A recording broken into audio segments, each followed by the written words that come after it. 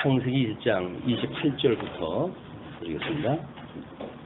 창세기 1장 28절. 하나님이 그들에게 복을 주시며 그들에게 이르시되 생육하고 번성하여 땅에 충만하라. 땅을 정복하라. 바다의 고기와 공중의 새와 땅에 움직이는 모든 생물을 다스리라 하시니라.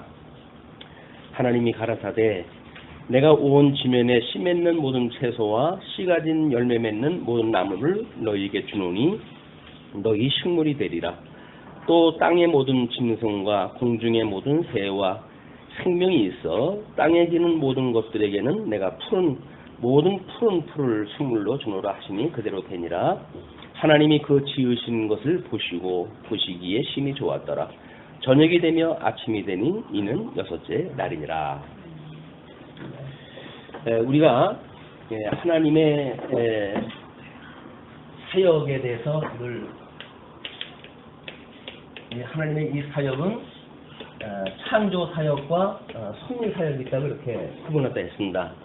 그래서 이제 이 창조 사역은 다시 천상계의 창조와 그다음에 천하계의 창조로 나뉘게 되어지고, 이 섭리는 이제 언약대로 이루시는 언약 성취 섭리라고 하시는데, 이 섭리가 양대 언약이라고 이렇게 이야기를 했어요. 이 양대 언약을 하시고 양대 언약을 성취하시는 섭리라고 하신다.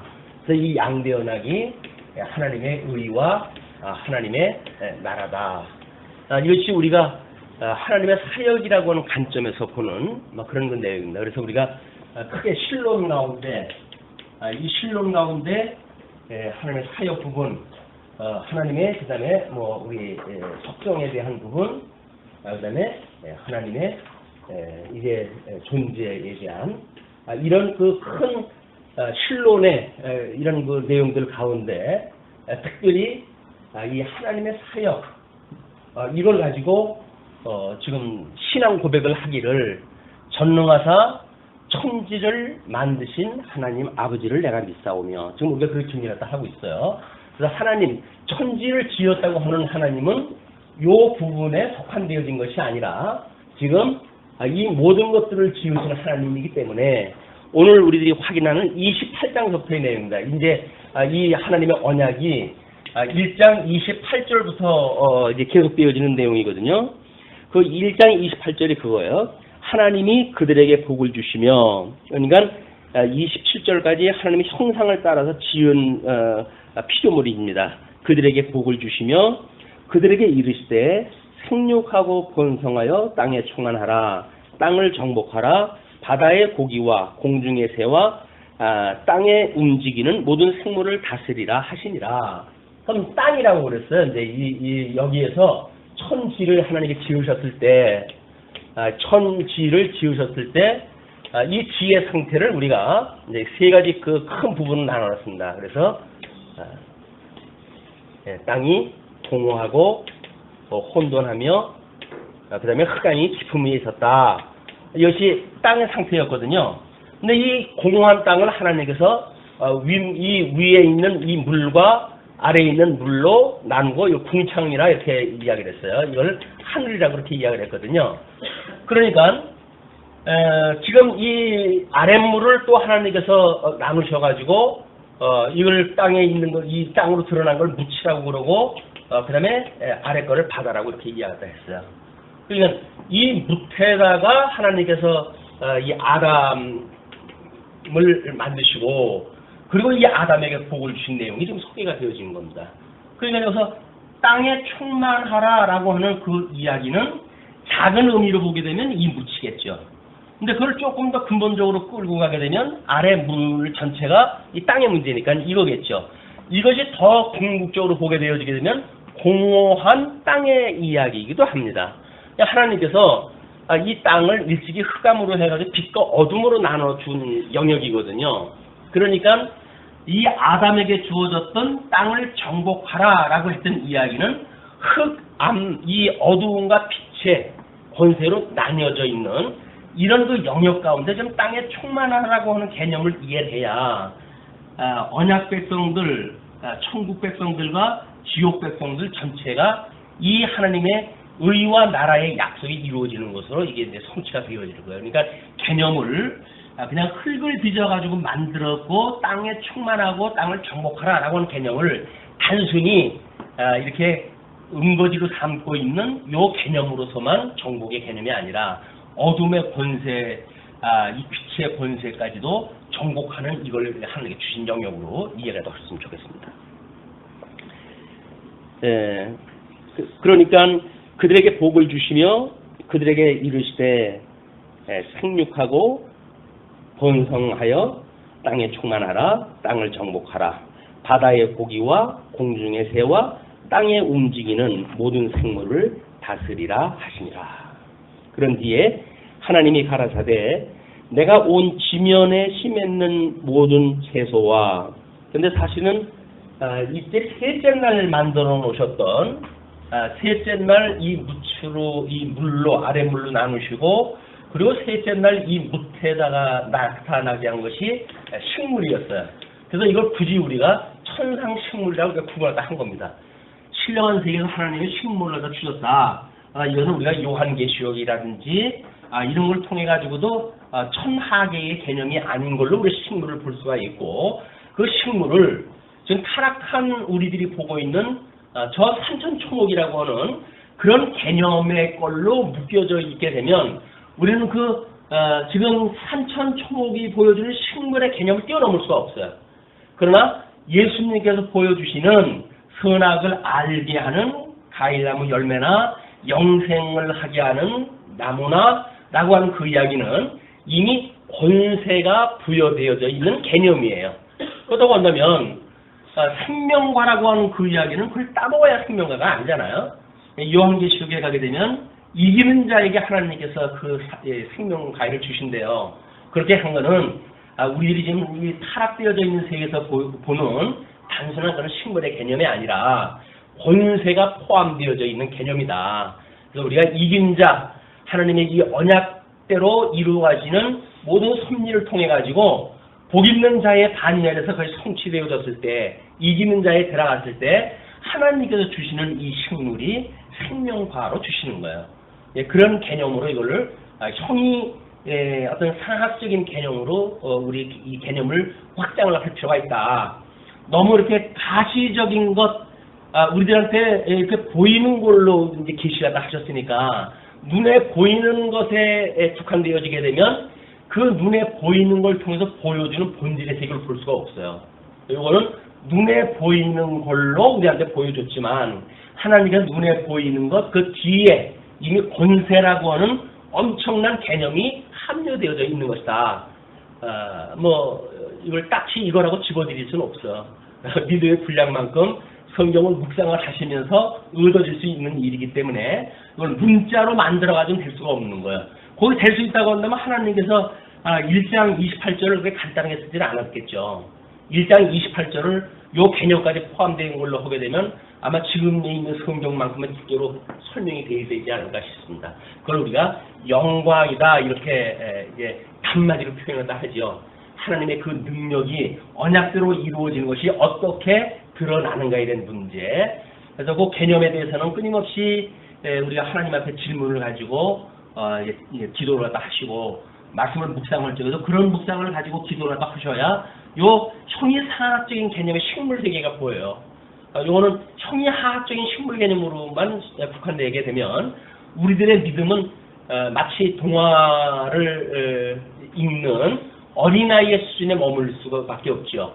그래서 이 에덴 동산에 선과 악을 알게 하는 과일나무 열매를 따먹었더니 하나님께서 따먹지 말라고 했고 사단은 그걸 따먹으라고 그랬고 미혹을 받았던 아담은 그걸 하나를 냉큼 따먹었더니 타락되어져가지고 에덴에서 내쫓겼더라. 거기서 이제 배모구의 갈등 문제 이런 것들이 순전히 눈에 보이는 어떤 동화집에 나오는 어떤 그 이야기로밖에 안 보인단 말이에요. 근데 그거는 그 이상의 하나님의 이 영광이 드러나게 하시는 빛과 어둠의 권세에 대한 이런 걸 우리한테 지금 보여주고 있는 것이다. 땅을 정복하고 하는 그것도 겨우 국가적인 개념에서 우리가 땅 차지하고 내 이 발로 해가지고 땅 밟았으니까 이거 내 땅 이렇게 하는 정도가 아니란 말이에요. 그러면 부동산 하시는 분들이 뭐라 그래? 그분들이 땅 정복하는 데는 제일 하시는 분들이죠. 그러니까 우리는 내 땅 한 평이 없어도 하나님께서 주시는 이 땅을 정복하는 개념이 뭔지를 이해를 하셔야 눈에 보이는 땅에 집착을 하지 않고 그 이상의 세계를 우리가 누리고 살 수가 있다. 그것이 하나님 나라의 소망이었으면 얼마나 좋겠어요. 눈에 보이지 않는 그런 그 개념을 뭐 이제 요한계시록까지 끊임없이 공부를 하다 보게 되면 더 구체적인 개념이 우리 안에 형성되어지라고 보여집니다. 자, 그러면서 이제 하나님께서 가라사대 내가 온 지면에 심에 있는 모든 채소와 씨 가진 열매 맺는 모든 나무를 너희에게 주노니 너희 식물이 되리라.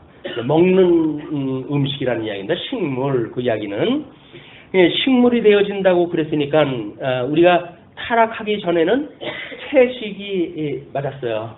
채식주의자였어요. 요즘 뭐 채식주의자들이 또 자기네들끼리 또 그 범위를 놓고 해가지고 순수 채식주의냐 아니면 사이비 채식주의냐 뭐 이렇게 해가지고 또 표를 가른다고 그러는데 왜냐면 조금이라도 뭐 고기를 먹으면 넌 순수성이 없어 뭐 이렇게 해가지고 혼내네요. 계란도 못 먹게 만들고 아주 순수한 식물성만 취하는 이런 것들이 진정한 채식주의다 뭐 이렇게 이야기를 하는데 채식주의라고 하는 거는 그런 개념으로 나눌 수가 없는 거죠. 그러나 하나님께서 식물로 주셨어요. 그런데 또 땅의 모든 짐승과 공중의 모든 새와 생명이 있어 땅에 끼는 모든 것들에게는 내가 모든 푸른 풀을 식물로 주노라 하시니 그대로 되니라. 그냥 우리 흙으로 만들어 놓은 이 아담이 흙으로 만든 사람입니다. 그런데 이 동물들도 마찬가지로 하나님께서 이 흙으로 만든 동물들에게는 이 식물로 주셨어요. 언어 유희 같은데 이 식물성 식물을 먹는 음식의 식물로 주셨다고요.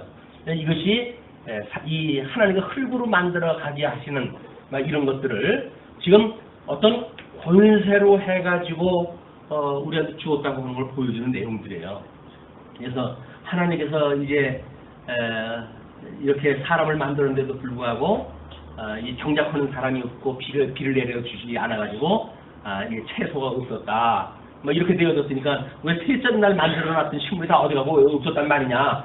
뭐 이렇게 이야기를 해가지고 이걸 평면적 개념으로 이해 갖다 해가지고 성경이 옳으네 그르네 이렇게 말하는 사람들은 말 섞을 필요가 없습니다. 그런 사람들은 그렇게 살다 그렇게 가라 그래야지.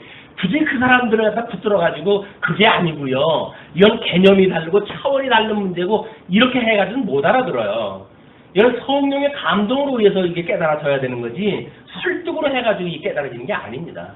그냥 그걸 가지고 뭐 우긴다든지 이렇게 되면 그냥 그게 살다 가십시오 이렇게 이야기하시는 것이 복음을 증거하는 자의 어떤 그런 또 하나의 사랑의 측면이에요.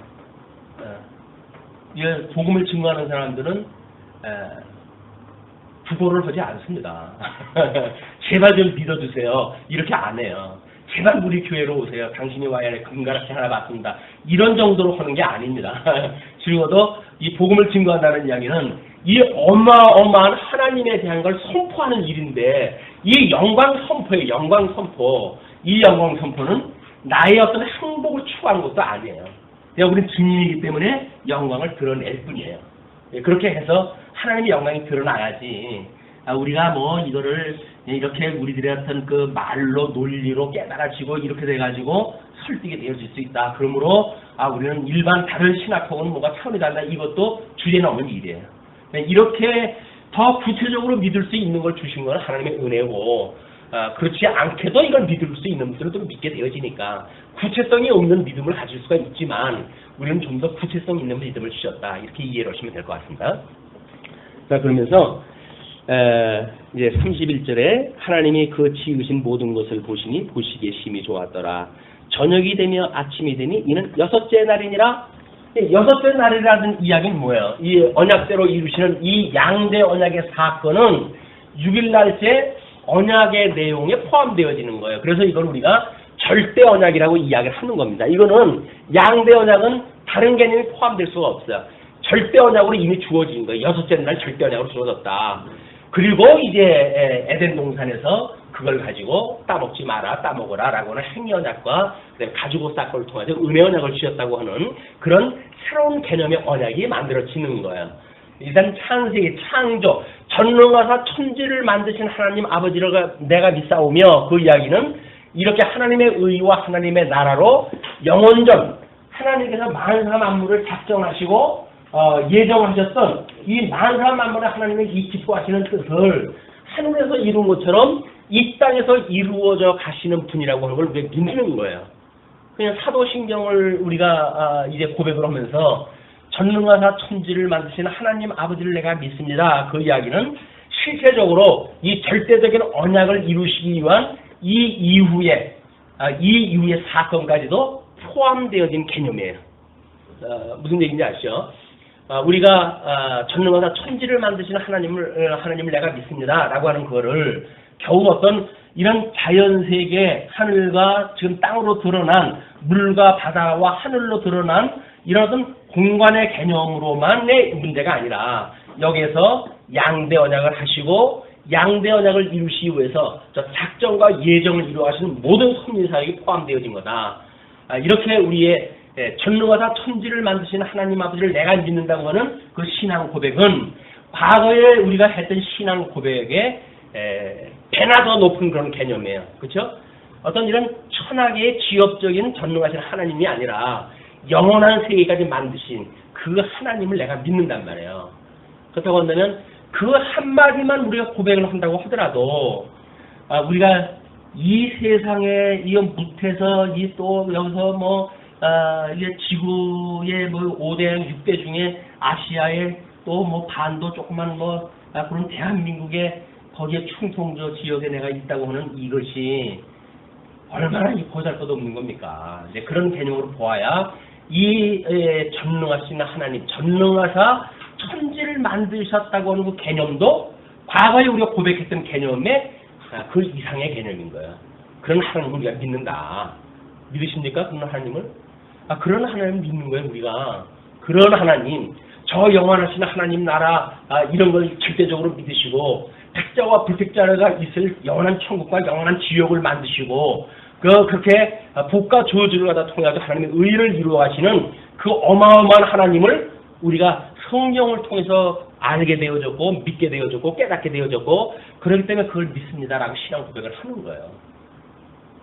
사도신경에서는 전능하사 천지를 만드시는 하나님 아버지를 내가 믿습니다라고 하는 구약성경 전체라고 그러지 않았어요. 왜? 이게 포함되어지기 때문에 우리가 전능하사 천지를 만드시는 하나님 아버지를 내가 믿습니다라고 하는 개념이 여기 안에 다 포함되어져 있단 말이에요. 이 섭리사역이 언약대로 이루어진 섭리사역이 여기에서 이제 그 모형적으로 보여줬던 이스라엘 국가 이걸 통해서 보여줬던 걸 가지고 혈육관계를 이야기를 하고 언약자손인 걸 자고하게 생각을 하고 이것이 얼마나 보잘것없는 짓이겠어요. 소꿉장난도 그런 소꿉장난이 없죠. 이런 어마어마한 하나님을 믿는다고 한다면 이 혈육관계로 만들어지는 것들이 흙으로 만들어져가지고 잠시 하나님께서 있다가 어느 날 다 부벼가지고 없어져 버릴 것인데 바람에 나는 저와 같은 그런 그 존재가 마치 영원한 것처럼 생각이 들어가지고 천만 번 내가 죽어도 당신을 사랑하겠어요. 이런 그 이야기의 개념은 이런 하나님을 모르고는 있을 수 없는 개념이에요. 우리 정몽주의 그런 그 고백처럼 이 몸이 죽고 주고 100번 고쳐주고 그런 것도 이런 개념을 아는 그런 그 개념이 아니에요. 100번 고쳐주고 이런 그 개념이.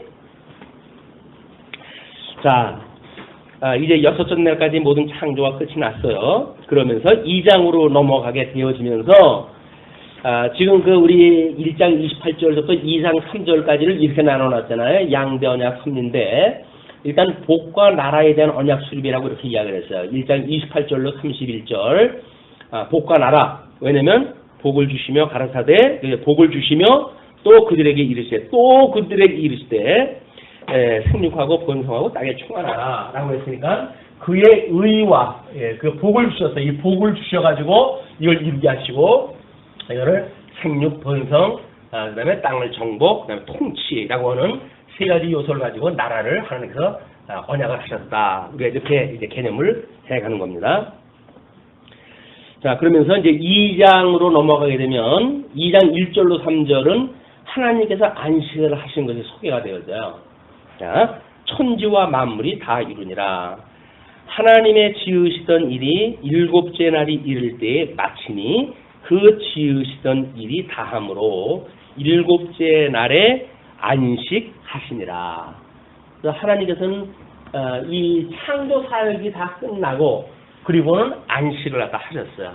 그러나 지금 이 사역을 갖다 하시는 그 동안은 하나님께서 일을 멈추지를 않으시죠. 안식을 했는데 하나님이 그 일곱째 날을 복을 주셨어요. 그리고 거룩하게 하셨어요. 그리고 이는 하나님이 그 창조하시며 만드시던 모든 일을 마치시고 이날에 안식하셨습니다.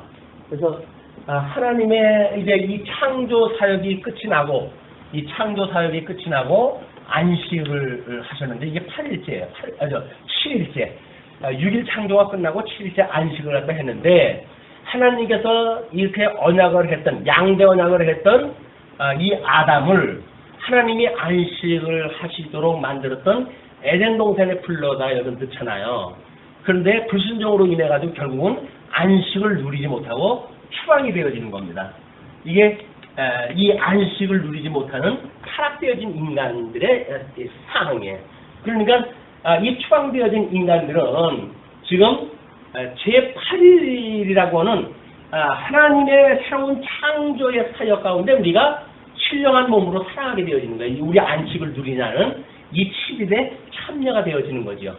여기에서 우리가 추방되어져 가지고 결국은 이제 연월 10일 가서 주어진 대로 해가지고 우리가 이런 추위와 또는 배고픔과 이런 그 가운데 살아가게 하시다가 예수 그리스도로 말미암아 다시 안식에 참여되어진 것, 그것을 재창조되어졌다 이렇게 이야기가 되어지는 겁니다. 그래서 예수님으로 말미암아 우리가 중생되어졌다고 한다면 새로운 창조물로서의 존재예요. 새로운 창조. 그래 피조물이다. 내가 새로운 피조물이다라고 이렇게 이야기를 하는데 우리가 그렇게 달라진 사람들이에요. 그것이 예수 그리스도의 죽으심과 부활하심에 참여되어졌다는 거 아닙니까? 그것이 이런 그 추방되어졌던 것이 예수 그리스도의 십자가의 대속, 이 대속의 은혜로 우리가 여기가 참여가 되어진 거야.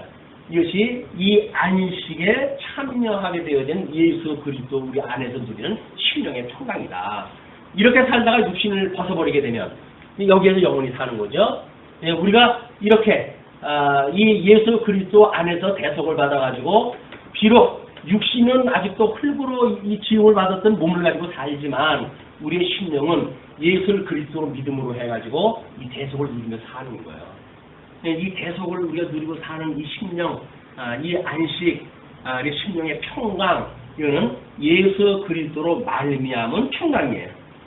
이 하나님 아버지의 사랑으로 말미암아서 예수 그리스도께서 주시는 은혜로 말미암는 심령의 평강이다. 그래서 이 심령과 은혜를 통해 가지고 우리가 이 안식을 맛보고 살아가는 거다. 자, 이제 4절서부터 항목이 바뀝니다. 4절서부터 17절까지는 조건 언약의 섭리라고 이렇게 구분하다 해놨어요. 그 조건 언약 섭리라고 하는데 4절로 7절 에덴 동산 창설을 먼저 하시게 됩니다. 에덴 동산이라고 하는 것은 천년 왕국에서 회복되어진 천년 왕국에서 보여주는 것처럼 이 흙으로 지어진 하나님께서 이 묵추로 드러난 공간에다가 만들어 놓았던 이런 지금 이 에덴 동산 이걸 상실했다가 나중에 천년 왕국에서 회복이 되어지잖아요. 이것은 이 묵추로 드러난 곳에 하나님께서 지어준 곳이에요.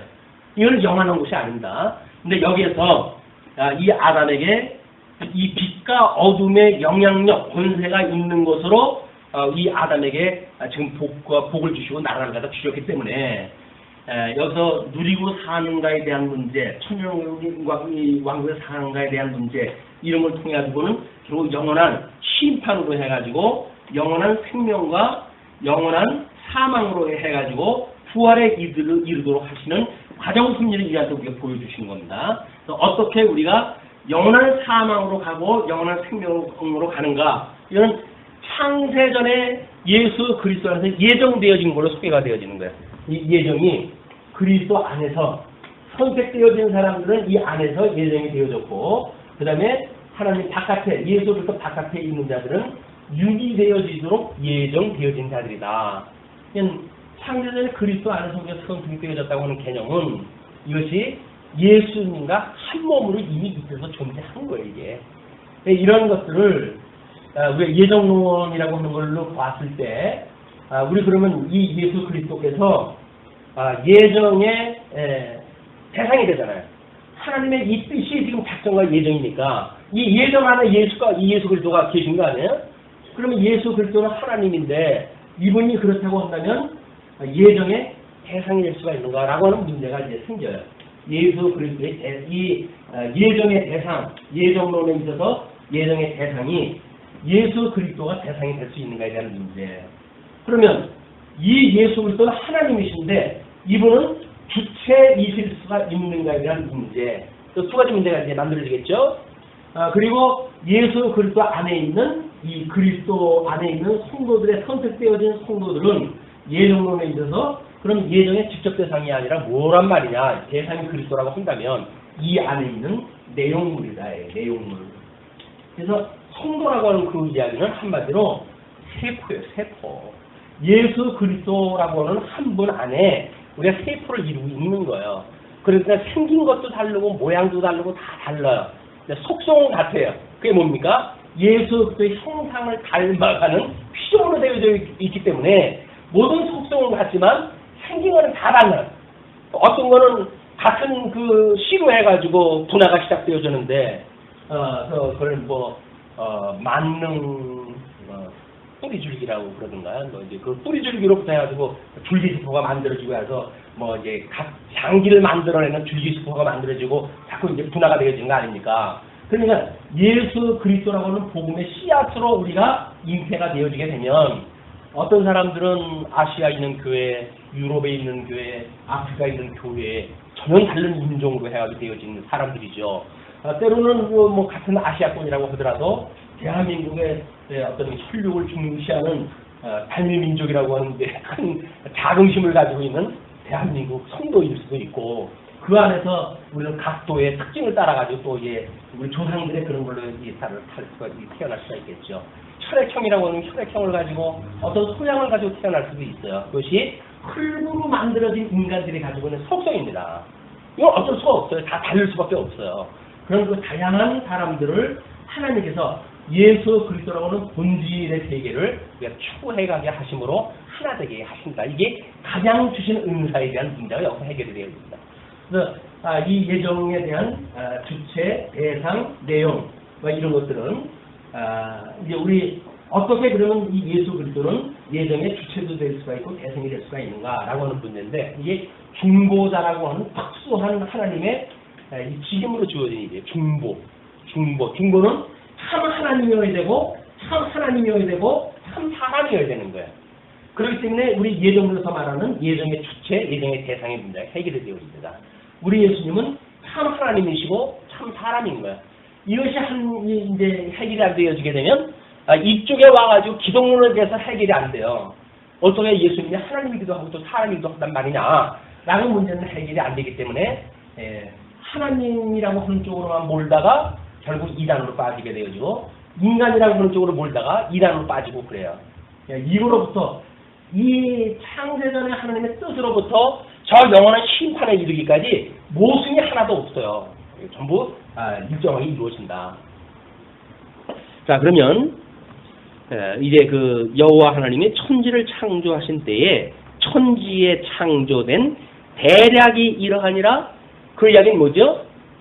지금 1장 28절 이후 27절서부터 형상을 따라 사람을 만드시고 그 다음에 28절서부터 언약을 하시고 그리고 여섯째 날이 되니 하는 데까지 이루어졌던 그런 것들을 묶어가지고 정리하는 것이 4절의 이야기예요.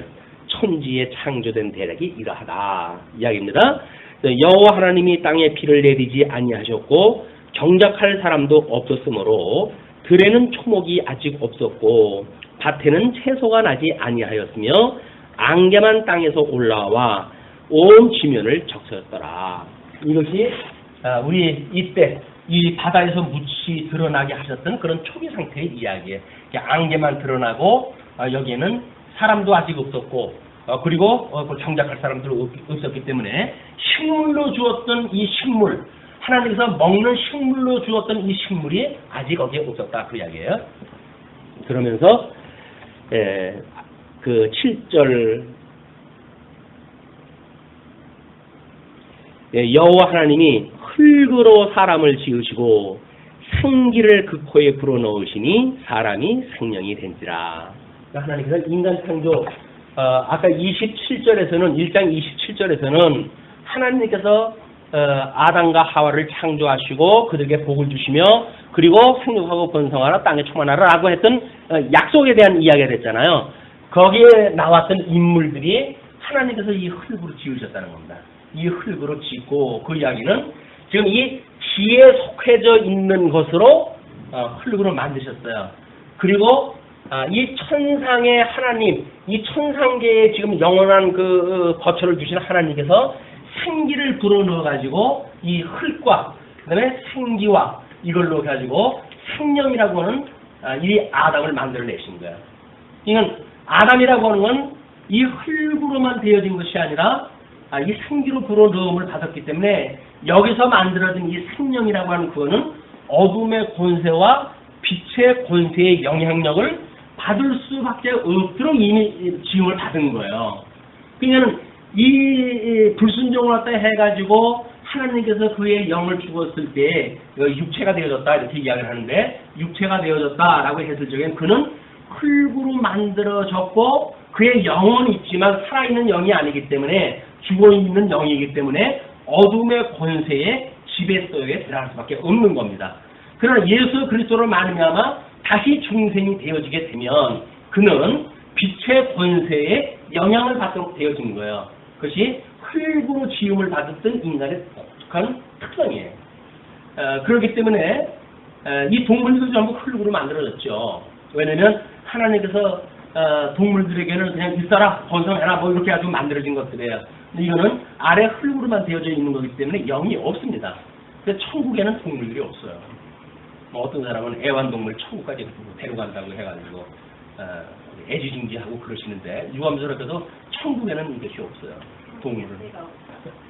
자, 그러면 이제 그렇게 해서 생명이 되어졌어요. 인간 창조까지 되어진 거죠. 에덴 동산 창조를 갖다 해가지고 그 에덴 동산에 있어야 될 아담까지도 하나님께서 만드시고 거기에 8절부터 17절까지 조건 언약을 수립을 하시게 되어집니다.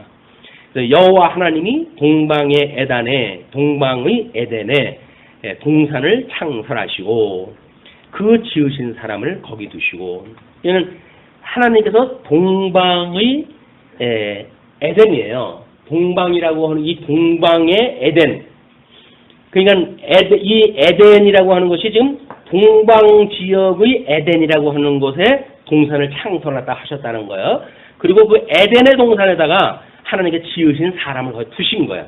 두셨기 때문에 이게 노아의 홍수 이후로 해가지고 여기 있었던 이 에덴의 흔적은 사실은 우리 이 흙으로 만들어진 이 무트로부터 만들어진 곳을 지어놓으셨지만 이것은 찾아볼 수가 없어요. 흔적을. 지도상으로 해가지고 에덴이라고 하는 지역이 지목이 되어져 있지만 이것은 찾아볼 수 있는 흔적이 없도록 되어져 있다. 그러나 신령한 의미로 봤을 적에는 하나님께서 화영검으로 두셔가지고 이 에덴에 다시 들어오지 못하도록 지금 막고 있다고 그러지 않았어요. 그룹과 화영검을 가지고 에덴의 동쪽을 막아놓으셨다 이렇게 이야기했다 했으니까. 그래서 눈으로 보이는 가시적인 무트로 드러난 세계는 홍수 이후로 해가지고 흔적을 찾아볼 수 없지만 신령한 영적 권세로 해가지고는 화영검이 아직 들어가지 못하게 막고 있는 영역이 되어지는 겁니다. 그러니까 우리가 이 어떤 물과 무트로 드러난 땅의 상태의 개념으로 설명되어지는 이 개념은 여전히 눈으로 보이는 가시적인 세계와 눈으로 보이지 않는 빛과 어두움이 주관을 갖다 하는 그 세계와의 공통적인 두 가지 분수가 다 있는 거예요.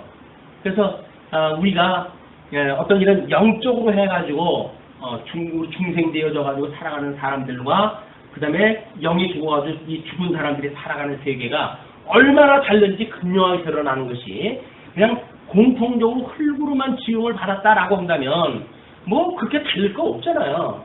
그러나 여기서 어둠의 권세와 빛의 권세에 영향력을 받도록 지음을 받았다는 개념으로 봤을 적에 눈으로 보이는 건 비슷하죠. 비슷하다면 똑같잖아요. 믿는 사람이랑 믿지 않는 사람 똑같습니다. 그러나 하나님이 보시기에는 본질적으로 다른 세계입니다. 그래서 이 흙으로 만들어진 이거는 나중에 이제 영원한 심판, 영원한 생명과 영원한 사망으로 할 때 이 흙은 다 없어져 버려요. 그리고 신령한 몸으로 거듭나게 되어집니다. 그 신령한 의미가 여기서 주어지는 이 권세에 대한 이야기, 권세에 대한 개념. 그걸 알고 있어야 돼. 신령한 몸으로 우리가 태어난다고 하는 게 뭔가, 신령한 마음을 가지고 우리 신앙생활 한다는 게 뭔가. 그러면 이런 개념을 모르게 되면 눈에 보이는 가시적인 개념을 가지고 우리는 신앙생활을 이러해야 한다, 저러해야 된다라고 하는 그런 교조적인 신앙생활에 머물고 말아요. 그걸 우리가 종교행위라고 이렇게 이야기를 했단 말이에요.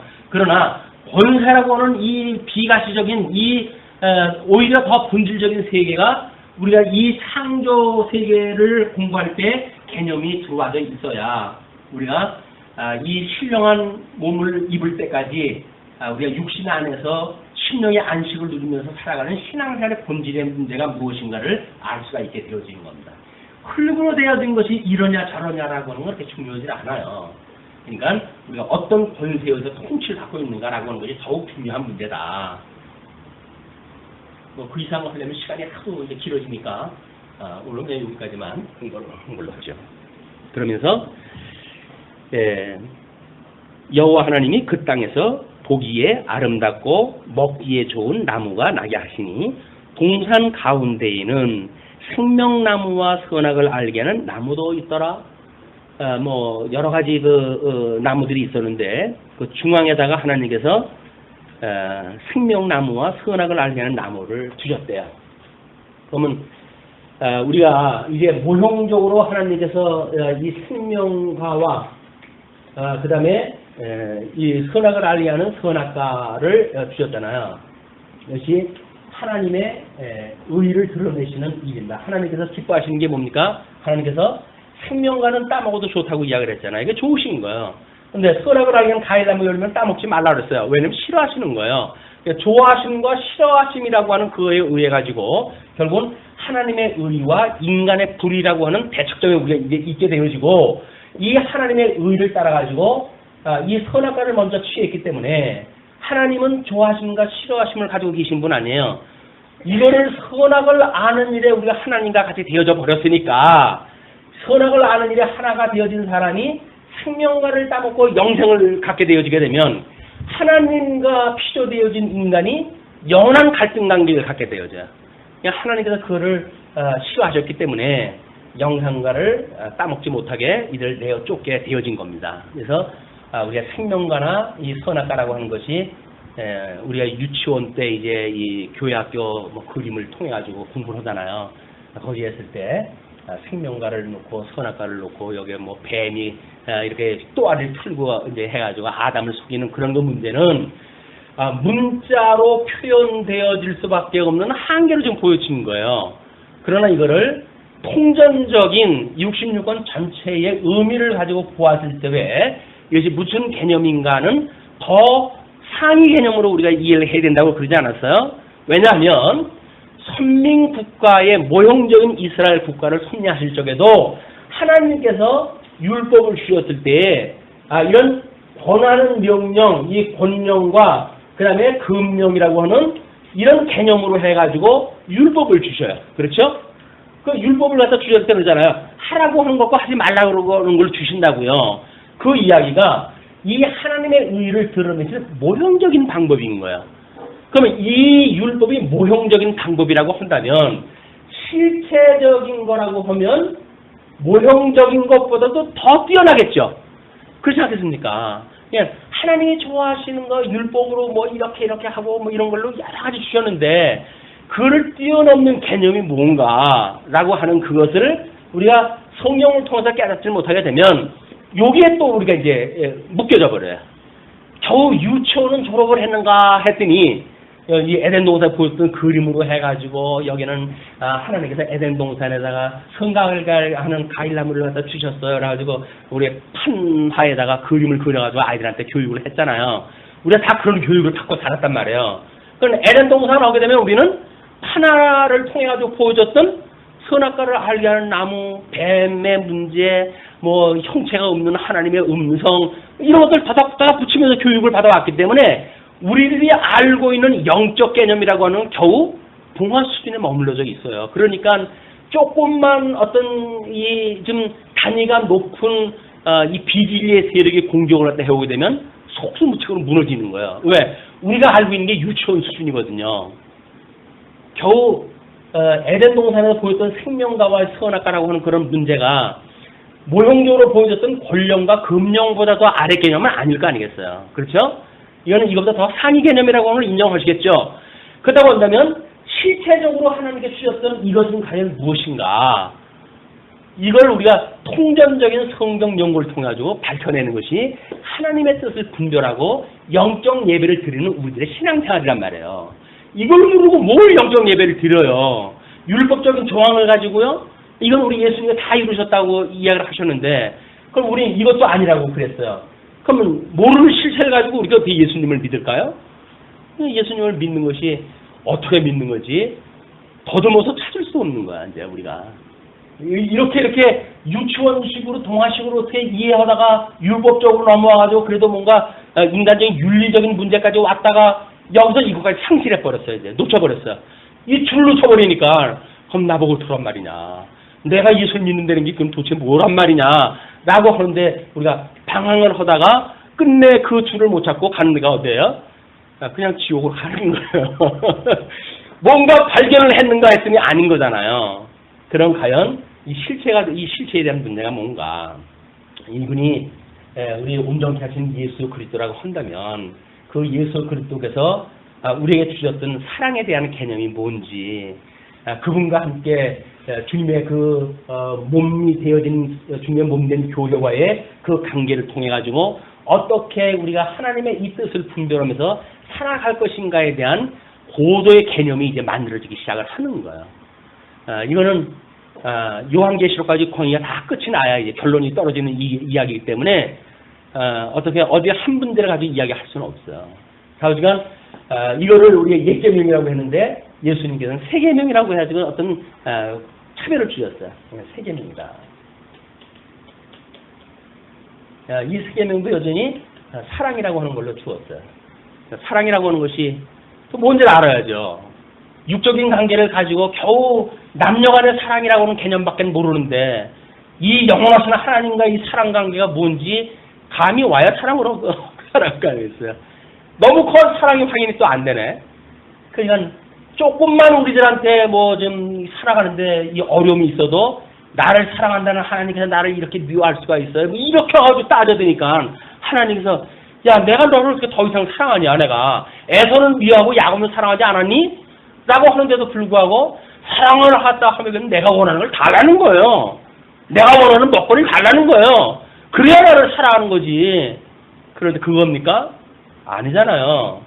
이 전능하고 천지를 만드신 하나님이 어떠한 분인가를 믿게 되어지는 것이 이것이 엄청난 사랑의 개념인데 하나님 알아가는 데는 관심이 없어요. 당연히 내 배 채워달라는 거야. 목말른데 먹을 거 달라는 거예요.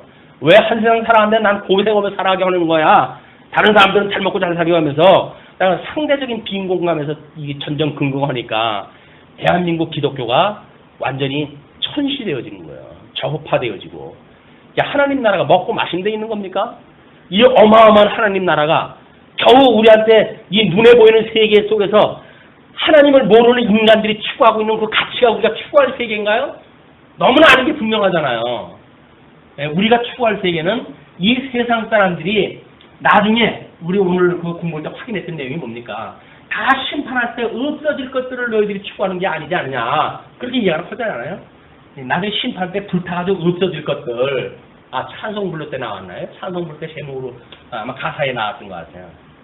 거기에 우리가 재물을 추구하다가 심판날 다 불타가지고 없어질 것 그걸 추구하면서 사랑하느냐 이렇게 이야기를 딱 하는데 하나님을 사랑한다고 이러는 고도의 이 사랑의 개념을 우리가 또 성경 66권을 통해서 또 확인했다 해가고 배워가야 돼요. 이 사랑의 개념이 깨달아져야 성도들 간의 교제의 문제가 무엇인가가 이 손에 들어오고, 그렇게 해야 천박스러운 옆에 사람 손 붙들고 사랑합니다, 사랑한다라고 하는 걸 연출하지 않는 진정한 사랑의 관계를 만들어 간단 말이에요. 옆에 사람 손 붙들고 사랑한다고 하는 게 뭐 사랑이에요, 이게. 근데 우리는 그렇게 교육을 받아 오잖아요, 끊임없이. 기독교가 결국 그런 기독교가 아닙니다. 사랑이라고 하는 개념이 옆 사람 손 붙들고 사랑합니다, 사랑한다라고 해서 사랑 확인하는 거 아니에요. 사랑을 하는데 뭐 사랑한다고 일부러 굳이 이야기를 해요. 사랑을 갖다 하면은 사랑을 하는 거지. 그냥 확인 안 되니까 사랑을 한다고 자꾸 쇠뇌를 갖다 시키는 거야. 나는 당신을 사랑합니다, 나는 당신을 사랑합니다. 그게 믿어지지 않으니까 상대편은 또 뭐라 그래요? 사랑한다고 자꾸 고백을 하라는 거예요. 나한테 사랑해요, 사랑해요 하면 몇 번씩이라도 사랑한다고 막 고백을 해라. 그럼 꼭 말로 해야 하냐? 라고 이야기했다 했더니 말로 안 하는데 어떻게 하냐? 뭐 이렇게 하면서 이제 시비가 걸려가지고 평생 그 싸움하다가 우리는 가거든요. 그게 무슨 사랑을 배우는 사람들이에요. 사랑은 그런 거 아니에요, 이게. 고린도전서 13장에서 이야기했던 그 정도의 사랑의 개념을 우리가 파악을 했다 해도 하나님께서 이 만사만물을 언약대로 이루는 섭리하는 가운데 사랑과 소망과 믿음과 이런 영역을 우리한테 주셔가지고 하나님의 이 사랑을 깨달아 가게 하신다. 네. 진리와 함께 기뻐하고 하나님이 좋아하는 걸 내가 좋아하고 내가 좋아하는 걸 이웃이 좋아하고 그것이 사랑하는 거예요. 근데 하나님이 좋아하는 걸 내가 싫어해. 그리고 내가 좋아하는 거 상대방이 싫어한다고 자꾸 시비를 걸어. 그게 무슨 사랑을 갖다 어떻게 하겠어요. 하나님이 좋아하는 걸 내가 좋아하고 내가 좋아하는 걸 옆에 사람이 좋아하니까 더불어 좋아하는 거예요. 그러니까 하나님 나라는 좋아하는 사람들께 뭐 살게끔 되어져 있다니까요. 근데 서로 좋아하는 것이 틀린데 틀린 사람들끼리 모여가지고 우리 사랑한다고 우리 그렇게 하자. 당신하고 나하고 사랑하는 관계가 아니냐. 우리 예수님의 보혈을 필요하고 한 피, 한 형제, 한 자매가 되지 않았냐. 그렇게 이야기를 하는데 구속을 받아오는데 예수님으로 말미암아 우리가 사랑을 받았다고 그러는데 그 진리에 대해서 전승하고 싶은 마음도 없고 보수 싶은 마음도 없고 나만 그냥 뭐 하나님 구원받았으면 됐지. 그러면서 그게 뭐가 좋아하는 거예요. 좋아하는 거라고 한다면 그 가치를 위해서 뭐가 추구하고 있는 게 있을 거 아닙니까? 천도도 할 생각 아무것도 안 하면서 나는 복음 때문에 이 세상을 살아갈 이유가 있어요. 아니 무슨 이유가 그래요? 하나님이 어떠한 분인지를 깨달았기 때문에 이거는 정말 많은 사람들한테 전파하지 않으면 안 돼. 라고 하는 마음이 있어가지고 만방에 이걸 증거하는 증인으로 세웠는데 증인의 역할을 나한테 왜 힘든 일을 하게 하셔요? 나하고 하고 싶은 일을 하다가 가도 하나님께서 나 창세전에 예정을 했고 예수 그리스도로 말미암아 구속을 했고 그럼 죽어도 천국 갈 텐데 왜 나한테 굳은 일을 시켜요? 이렇게 하면서 주님이 나를 갖다 구원했다고요? 그게 우리가 착각을 하는 거예요. 어떻게? 주님께서는 저를 사랑하시죠? 라고 자꾸 물어봐요. 주님께서 그럼 내가 너를 사랑하지? 라고 하는 음성을 들려주지 않은데도 불구하고 성경에서 여기저기 뒤져가지고 봐라 하나님이 나를 사랑하신다고 그러지. 그리고 자기를 사랑한다고 믿는 거예요. 근데 그 믿는다고 하는 것이 귀로만 계속 듣는데 눈으로 확인되는 게 없잖아요. 그래서 이스라엘 사람들이 아니 하나님을 사랑한다고 하면은 왜 열방은 배먹고 이렇게 잘 먹고 잘 살게 하는데 우리는 맨날 이렇게 지질이 터지게끔 만들어놨어요 주님. 하나님 우리 사랑을 갖다 좀 보여주세요. 하나님께 답답한 거야. 어떻게 사랑을 더 확인해 주니? 에서는 미웠고 야곱은 사랑했잖아. 너희들이 보고 잘 먹고 잘 사고 잘 산다고 하는 사람들 내가 미워하는 사람들이야. 근데 그 사람들처럼 나보고 사랑을 해달라고 그러면 어떠냐. 이 답답한 인간들아. 그렇게 이야기를 하는 거예요. 인간들이 요구하는 거는 하나님이 미워하시도록 해가지고 지금 역사를 섭리해가고 계시거든요. 근데 그 인간들을 보고 하나님께서 나도 저처럼 해주세요. 그러니까 답답한 거예요. 너는 사랑하기 때문에 내가 이 자리에 넣었는데 누구도 가기 싫은 곳, 다른 사람들은 수고 싶고 가기 쉽지 않은 곳, 그것을 일부러 골라서 너희 둔 거야. 왜? 너희들 믿음이 그걸 선택을 했다고 하는 것이 보증이 되어지니까. 예수 그때 고난에 참여했다고 하는 걸 믿는 거니까 너희 아픔 속에다 내가 너희를 둔 거야. 배불른데 그거는 누구든지 가고 싶어하는 거야. 그러니까 우리 산상수훈을 우리 주님께서 말씀을 하시고 뭐라 그래요? 복음으로 가는 길 하나님 나라에 의해 이르는 길 좁고 혁척하다고 그러잖아요. 그건 누구도 안 가려고 그래요. 하나님의 은혜가 아니면 갈 수가 없어요. 그런데 넓은 길은 누구든지 다 그 길 가려고 그러죠. 대로인데 다 가려고 하는 길이에요. 그 길은 망하는 길이에요. 망하는 길. 보편적인 길, 우리가 추구하는 길이 아니란 말이에요. 하나님께서 우리에게 이 환난 속에 두셨다고 한다면 하나님께서 우리를 가장 안전한 방법으로 보호하시는 방법이에요. 너는 이 방법 아니면 여기서 도망갈 놈이야. 그러니까 내가 강제로 내 사랑이 너를 강권해서 이 안에 내가 넣고 있을 거야 라고 하는 거예요.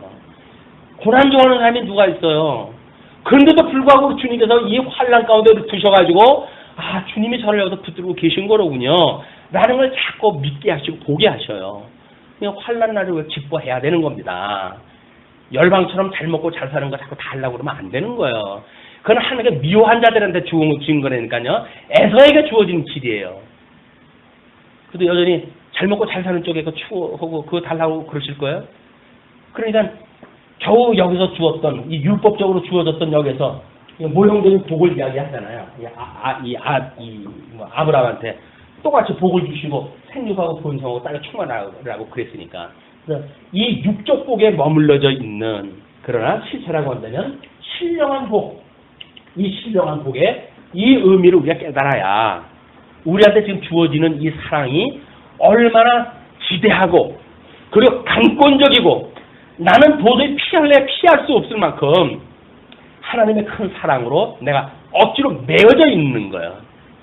그 자원한 마음이 조금이라도 있으면 얼마나 고맙겠어요. 그런데 그렇게만도 안 되기 때문에 아주 보잘것없는 조그만 믿음도 없기 때문에 하나님을 강제로 묶어가지고 이 안에 집어넣으셨어요. 그래서 이 안에서 우리는 사랑이 확인되어져야 돼요. 가끔 우리가 신앙적으로 고백하다 합니다.